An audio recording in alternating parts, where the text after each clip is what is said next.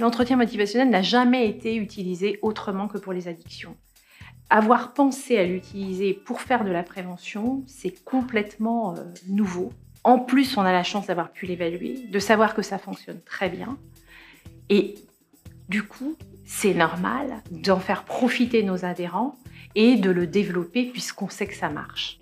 On a fait une expérimentation il y a 2 ans qui a montré, qui a certifié qu'en faisant de l'entretien motivationnel pour de la vaccination anti-grippe, on avait du résultat. On s'est aperçu vraiment que vouloir convaincre, dire « vous devez faire ceci, vous devez cesser cela », en fait produisait l'effet inverse. Et qu'il fallait vraiment se connecter à l'autre et comprendre dans son univers, en fait, qu'est-ce qui allait le motiver, lui, et pas qu'est-ce qui nous motive, nous.